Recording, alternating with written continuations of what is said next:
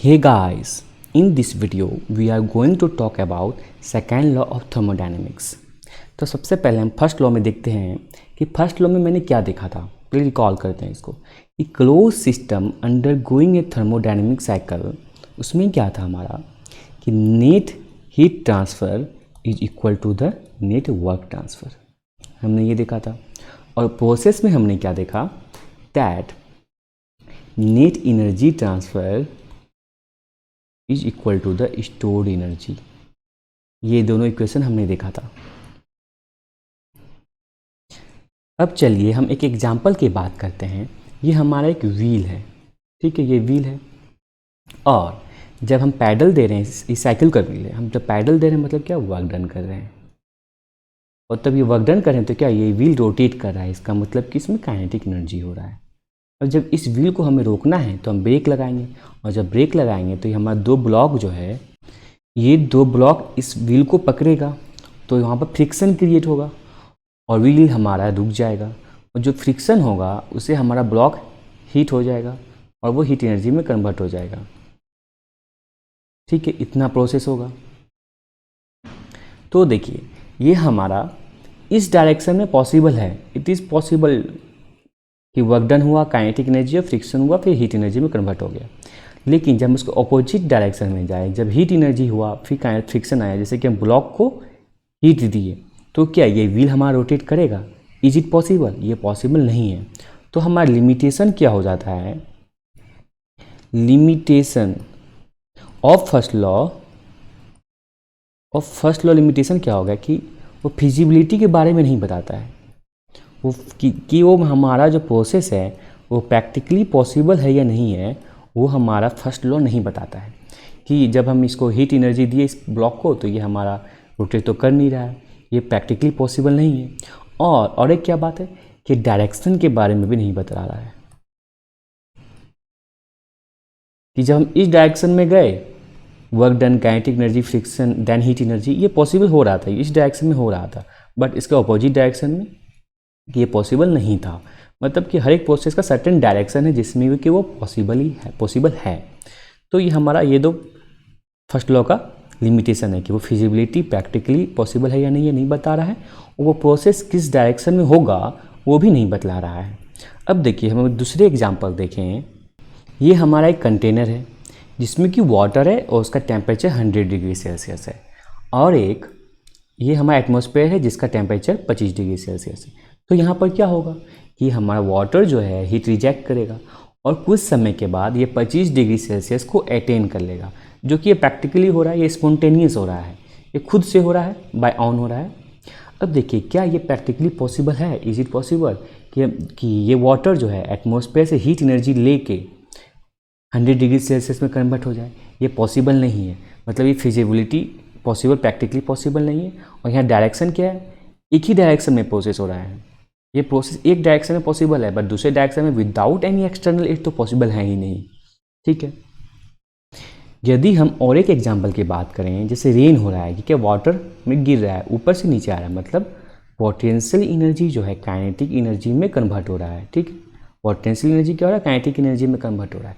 But क्या ऐसा possible है कि वाटर जो है नीचे से ऊपर जाए, काइनेटिक एनर्जी पोटेंशियल एनर्जी में कन्वर्ट हो?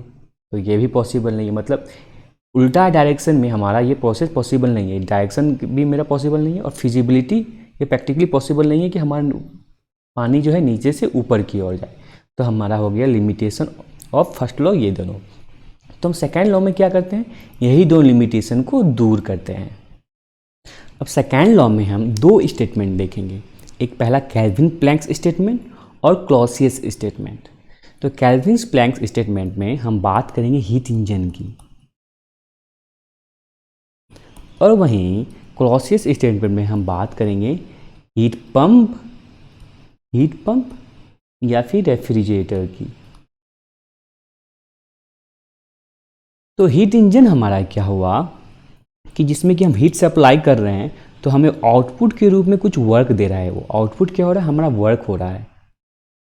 और लेकिन हीट पंप या रेफ्रिजरेटर में क्या हुआ, जब हम उसमें वर्क दे रहे हैं, जो वर्क इनपुट दे रहे हैं, तो हमें कुछ वो हीट ट्रांसफ़र कर रहा है,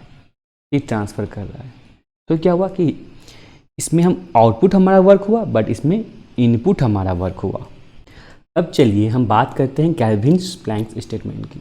तो ये क्या, ये हमारा हीट रिजर्वायर है, थर्मल रिजर्वायर इसे कहते हैं। तो थर्मल रिजर्वायर क्या हो गया, थर्मल रिजर्वायर। और थर्मल रिजर्वायर क्या हुआ कि जिससे इससे हम इसमें जितना हीट सप्लाई करें और जितना हीट आउट करें, इसका जो टेम्परेचर हमेशा उतना ही रहेगा, इसका टेम्परेचर हमेशा मेंटेन रहेगा। कितना भी हम इसमें हीट सप्लाई कर दें और कितना भी हीट हम उससे एक्सट्रैक्ट कर लें, उसका टेम्परेचर हमेशा उतना ही रहेगा। तो हम उसे कहते हैं थर्मल रिजर्वायर। और ये हमारा हीट इंजन है। और जब इससे हीट सप्लाई हुआ, हीट इंजन में हम हीट थर्मल रिजर्वायर से QH amount of heat supply किए, तो इससे हमारा क्या होगा, वर्क डन मिलेगा। ठीक है। तो केल्विन प्लैंक स्टेटमेंट क्या कहता है कि that it is not possible to convert whole amount of heat energy from a thermal reservoir to work done, कि ये सारे हीट एनर्जी को वर्क डन में कन्वर्ट करना पॉसिबल ही नहीं है। There will be always some losses. तो यहाँ पर हमेशा लॉस होगा। इसको हम और एक फिगर में देख लेते हैं। There will be always some losses. अब इस फिगर में देखिए, ये हमारा क्या, ये भी एक थर्मल रिजर्वायर है। तो ये लोअर टेम्परेचर में है, तो इसे कह रहे हैं हम हीट सिंक। इसे क्या कह रहे हैं, हीट सिंक, और इसे कहते हैं हीट सोर्स। ठीक है। तो क्या हुआ, there will be always some losses. तो ये हमारा जो लॉस है, ये क्या हो रहा है, QL लॉस हो रहा है। ऐसा टाइप ऑफ यदि मशीन कोई है तो हम उसे कहते हैं PMM2, perpetual motion machine type 2। ये जो कि पॉसिबल प्रैक्टिकली तो पॉसिबल है ही नहीं। तो क्या हुआ, केल्विन्स प्लैंक स्टेटमेंट क्या कहा कि it is not possible to convert whole amount of heat energy from a thermal reservoir to work done, there will be always some losses and that is losses here. क्या यहाँ क्या losses है, QL है। अब देखिए, तो हम यहाँ पे एक टर्म पढ़ते हैं, efficiency of the heat engine. हमारा इफिशियंसी इस हीट इंजन का क्या होगा, तो क्या होगा, हमारा जो हमें वर्क डन मिला बटे हीट सप्लाई, जो हमें हीट सप्लाई हो रहा है। तो हमें यहाँ वर्क डन क्या मिला, हमें यहाँ पर वर्क डन जो है ये हुआ हमारा QH माइनस QL। इसको ऐसे ही लिख सकते हैं that it is equal to QH minus QL बटे QH। ये हो जाएगा 1 माइनस QL बटे QH, that is efficiency of an heat engine. ये हमें केल्विन्स प्लैंक स्टेटमेंट से ये मिला। अब हम बात करेंगे क्लॉसियस स्टेटमेंट की।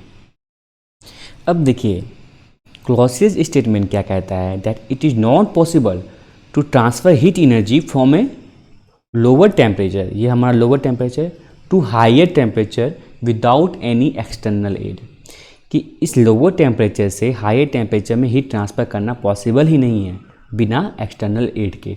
अब देखिए, ये हमारा क्या एक रेफ्रिजरेटर है। तो रेफ्रिजरेटर का क्या काम होता है कि वो लोअर टेम्परेचर को मेंटेन करके रखना। तो वो क्या करेगा, वो कंटिन्यूसली यहाँ से हीट एक्सट्रैक्ट करेगा और हाई एनर्जी में, हाई टेम्परेचर में हीट सप्लाई करेगा। यहाँ से कंटिन्यूसली हीट वो एक्सट्रैक्ट कर रहा है। तो उसके लिए हमें क्लॉसियस स्टेटमेंट के थ्रू हमें क्या करना पड़ेगा, इसमें वर्क डन देना पड़ेगा, इसमें W देना पड़ेगा। और ये यहाँ से ट्रांसफर हो रहा है QL और यहाँ पर हो रहा है QH। ये heat transfer to higher energy, higher temperature, और heat transfer to the from the lower temperature. और जहाँ पर वर्क डन नहीं देना पड़ा, जैसे इस मशीन में वर्क डन नहीं देना पड़ा, तो हम इसे कहेंगे PMM2, परपेचुअल मशीन टाइप 2, जो कि पॉसिबल प्रैक्टिकली रूप में पॉसिबल ही नहीं है। तो क्लॉसियस स्टेटमेंट क्या कहा, it is not possible to transfer heat energy from lower temperature to higher temperature without any external aid. अब देखिए, हम यहाँ पर बात करते हैं, जैसे हम इफिशियंसी की बात कहे थे, अब यहाँ बात करें कोफिशिएंट ऑफ परफॉर्मेंस के बारे में। ये होता है desire effect by work done. तो रेफ्रिजरेटर की केस में हमारे डिजायर इफेक्ट क्या है कि इस लोअर टेम्परेचर को मेंटेन रखना, तो जिसके लिए हमारे QL यहाँ से एक्सट्रैक्ट कर रहे हैं, QL बटे वर्क डन। अब देखिए, इसको QH को हम लिख सकते हैं यहाँ पर कि W प्लस QL। तो यहाँ से हमारा QL क्या आ जाएगा, W क्या आ जाएगा, सॉरी, QH माइनस QL। तो यहाँ पर क्या हो जाएगा, ये COP coefficient of performance for refrigerator equal to QL बटे QH माइनस QL। ये हो गया हमारा कोफिशिएंट ऑफ परफॉर्मेंस का फॉर्मूला। अब हम बात करेंगे हीट पंप की। अब देखिए हीट पंप का क्या काम है कि उसे हायर टेम्परेचर मेंटेन करके रखना है। ये हायर टेम्परेचर, रेफ्रिजरेटर का काम था कि लोअर टेम्परेचर मेंटेन करके रखना था, बट हीट पंप का काम है कि हायर टेम्परेचर को मेंटेन करके रखना। उसके लिए क्या करेगा, यहाँ पर हमेशा कंटिन्यूसली वो हीट सप्लाई करते रहेगा। तो हम क्लॉसेस स्टेटमेंट में क्या देखें कि that it is not possible to transfer heat energy from lower temperature to higher temperature without any external aid, it is not possible. तो यहाँ पर क्या हमें करना होगा, हमें यहाँ वर्क सप्लाई करना होगा, वर्क इनपुट देना होगा। तो अब क्या हो जाएगा, जब अब COP ऑफ जब हीट पंप की बारे में बात करें तो यहाँ हमारा डिजायर इफेक्ट यहाँ पर क्या है कि हमें हाई टेम्परेचर को मेंटेन करके रखना है। तो QH बटे वर्क डन।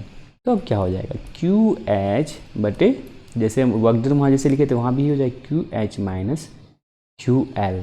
ये हो गया हमारा COP ऑफ हीट पंप। अब देखिए ये हमारा इक्वेशन 1 मान लीजिए, ये इक्वेशन 2 मान लीजिए। COP ऑफ रेफ्रिजरेटर इक्वेशन 1 है या 2 है, ठीक है। ऐसे ही ऐसे लिखते हैं इसको। जब COP ऑफ पंप को हम COP ऑफ रेफ्रिजरेटर से माइनस करते हैं तो क्या होता है, तो हमारा होगा देखिए पंप का क्या हो जाए QH बटे QH माइनस QL और माइनस QL बटे QH माइनस QL, जो कि बराबर हो जाएगा 1 के। तो हम यहाँ से अब इस इक्वेशन को इस प्रकार लिख सकते हैं that COP coefficient of performance of pump is equal to the 1 plus COP of a refrigerator. ये हमारा रिलेशनशिप आ गया पंप एंड रेफ्रिजरेटर के कोफिशिएंट ऑफ परफॉर्मेंस के रिलेशनशिप के बारे में। तो हमने इस वीडियो में क्या क्या समझा कि लिमिटेशन ऑफ फर्स्ट लॉ क्या होता है। Limitation of first law that is feasibility and direction, जो कि फर्स्ट लॉ नहीं बताता है।